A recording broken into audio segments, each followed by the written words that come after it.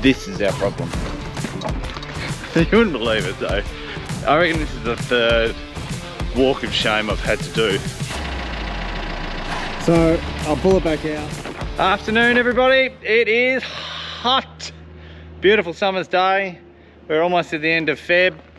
I'd love to say that we're about to walk into our dairy, but we're not. That's just how it goes. Been held up a fair bit by red tape, just trying to get all these little finicky details done, surveyors, and everyone needs to tick off before we can make a really good go of it. But today I'll show you what we've got done so far. There's been a lot of earthworks. Tim Padman and Mark Thompson have been round and they have done an absolute wicked job of it. And yeah, we'll go have a look.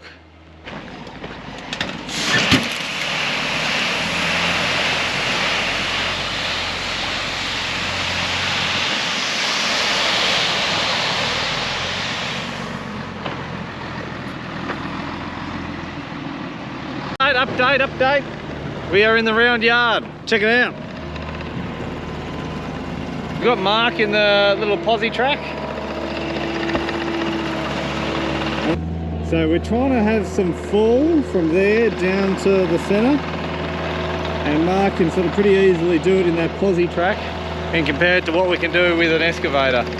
so the excavator over there has done the bulk of the work, cutting out So that we can have at least 100 mils of gravel on top of what was already rolled before. So it's been just a whole heap of cutting and then taking soil out, rolling, getting it wet, rolling, just packing it down as hard as it could possibly go. That there is hypnotising, that is. I reckon poor old Mark gets dizzy by the end of it. Now this area here, Paddy's used all our gravel from up the back. He's got it wet and then rolled it down beautifully. Looks incredible. You could roll, I reckon you could have a good game of lawn bowls on here. Probably the right size for it. But essentially the cows will come along there, into the round yard, and then back through here, out. And what this will be a machinery room here, vat room here, and then office over there. Office, toilet, and I just guess general utilities room. But next step for that area is not to concrete, but we've got to put some pipe work in, some drainage. We can't exactly put that in after we put concrete in. So once we put the concrete, that's pretty final. So we'll put the drains in and they'll all head towards that center drain. But we'll come back to that when they're here doing it.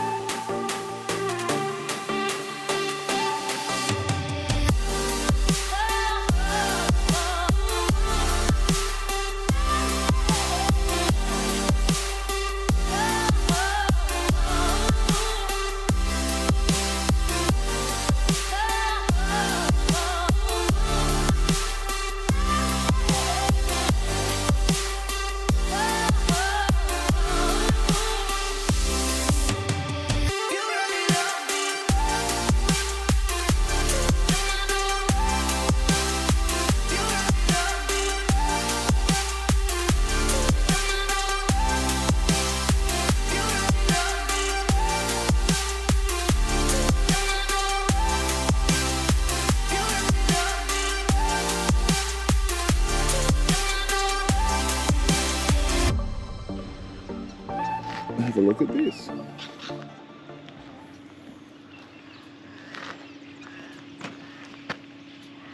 I'll just run through how much we've done, which isn't a lot, but we're getting there. We are getting there. So this gravel came from up the back, and now we're out of our own little gravel stash. So that was about 9 truckloads, and I would imagine they were big truckloads because he just had to take it down our little laneway here. So that was 9, and I think for this whole yard here, I'm gonna say 11 truckloads. So we add all that together, like there's 9 here, 11, 10, so let's say 20-ish and then about 100 truckloads of fill on the other side. So it's been a pretty good effort. So we're still waiting for the building approval. So I think there was a DA, which is a development approval, which went to the council. This is all those steps back to make sure that we're allowed to build it. And that was passed, that was all fine. So they liked, there was no objections from the neighbours. There was, the effluent plan was all schmicky mouse. So now we had to apply for a building approval, which is with the surveyor to make sure that they approve of the design that we've done in the way of footings and whatever else. So they'll do these footings to spec. So now that the gravel's down and most of it's sort of where it needs to be, there'll be a few more drains that'll need to be done, probably with that little excavator, to make sure there's no water that sticks around here. I think there's a couple that come from here, like a vat room and the shed or something. Anyway, we'll see. And there'll be some conduit, some electricity that'll need to go to that centre to make the round yard have a backing gate, and that backing gate will be moved by electricity. So you can move it from within the pit. You can just go, it'll move around. Anyway, that's an update at this stage. A lot to do. A lot to do. Have a look at another little drama that we had, which is compounded to be made so much worse because it's dry. Let's go have a look. This is our problem. For those that don't know, that is a bore. That is a bore. And that bore has no pump in it, because that is there. So what's happened is that there is a lead that goes off this bore, and it has somehow rubbed on something. I assume like a collar or something when it's down in the bore, and so it has cut that wire there, which has earthed it out, because it is surrounded by like 20 meters of water above its head. The bore length is about 40 odd meters. So we are out, and we have been out for it's coming up 2 weeks now. I think, did I mention that it's dry? Oh, like it's mega dry. Like there's a little green patch there, but that's where I watered last, and that's when the bore failed. So I'm desperate now, desperate to get this bore going. We had to order in a new lead. So this lead plugs into, it's in the shed. It's in the shed. The actual electric motor is at the very bottom of the bore. So it goes on here. It's really heavy, and so it's in a pallet in the shed there. So that is what the lead clicks into. So we had to get a new lead from Grundfos, which was the nearest one we could find was in Singapore. So we had to fly it in from Singapore. So that took it's taken about a week to come in, which isn't too bad. Singapore to Australia, well, Tasmania specifically, which is right at the very bottom of Australia. So yeah, hopefully that is in. That came in yesterday, so they're going to come around. Mark Jones is going to come around, and we're going to put it all in, put it back together, and then slide that down there. Can you hear that? No, because I can't either, because I just ran out of fuel. On the hill! I did think we were getting low, but unfortunately this is a bit of a hill here, as you can see by the angle, and I just went to duck up there and we lost all power. Damn! So now I've got to get some fuel. I've got to walk back home and get some fuel. Didn't finish feeding up. Damn! Hardo. Nah, shit, yeah. Nah. I need to get some fuel. Damn. You wouldn't believe it though. I reckon this is the third walk of shame I've had to do for this tractor. You just can't let it get anywhere near empty. I don't know where the pickup is. You'd think I'd learn that. I reckon it must be at the front somewhere. Must be at the front somewhere. And that's why when you go up hills like that, they just must not have enough fuel at the bottom of the tank. It's not like I can just get a 20 litre drum and walk back up there. I'm gonna have to put like 60 litres in there to make sure that the fuel is somewhere near the pickup that I don't know where it is. So I'll have to take the buggy up, I'll have to do that, and then drive the buggy back and then walk back up. Lucky I'm not in a rush today.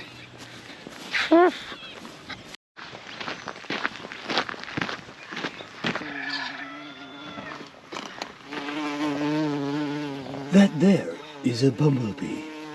I don't think mainland Australia has it, but we certainly do in Tas. So after a real good man's look, can't find my diesel drums. So I'm now in the ute because I've realised that the drums are out at Nook. So I've got to drive out to Nook, grab the drums, fill them up and then take them back up to the tractor. Do you know how much easier it is if you fill the tractor up before it's empty? Simple. You just take it to the Bowser and you don't have to do all this mucking about. I'm an idiot. Does nothing have fuel? Gotta go to the service station first and fill this up and then I can fill everything else up.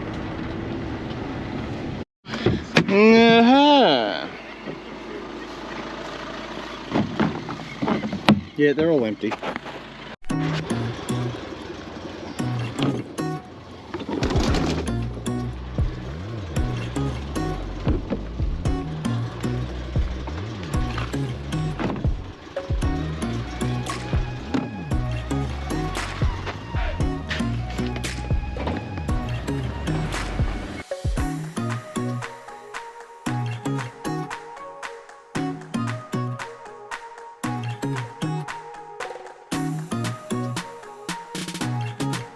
Didn't spill a drop. Open drain pump here.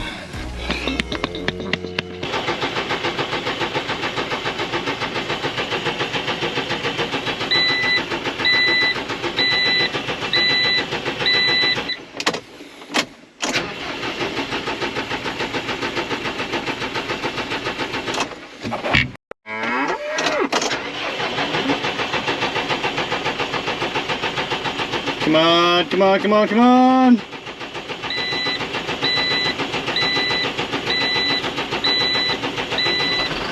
Hey!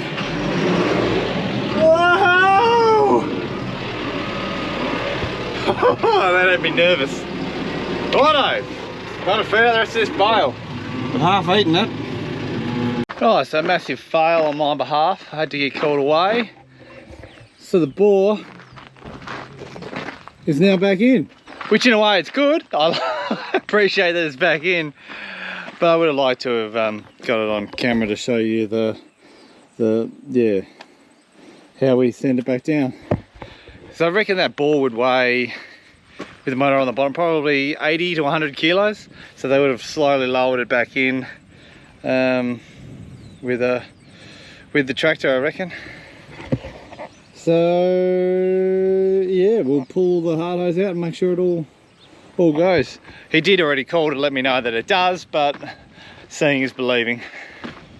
Okay, because the hard hose has been sitting there for so long and it was coming downhill, it's sort of, well, let me show you. Damn it. So I'll pull it back out and tension all that back up, because I don't want it to happen what happened last time I pulled this out. It pulled itself all up in a mess. so we've got a bit of an S-bend there. So it's really flacked off a bit there. We'll pull it all up, get some tension.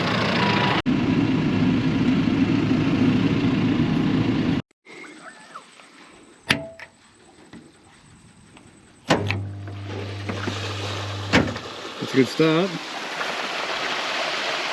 That's a great start. Probably wanted to go that direction, to that irrigator.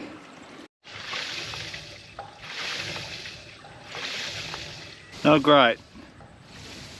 Is a bit of an indication that the bore is running out of water. It's surging. Every time it's got enough water, it'll then come up with pressure. Ugh.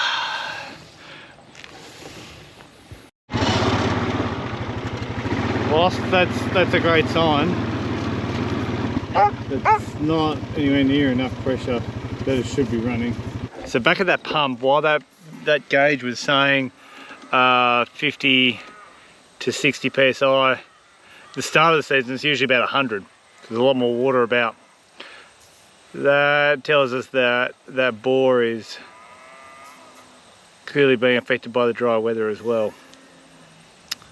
Bit of a shame, because when it gets dry, that's when we need water more.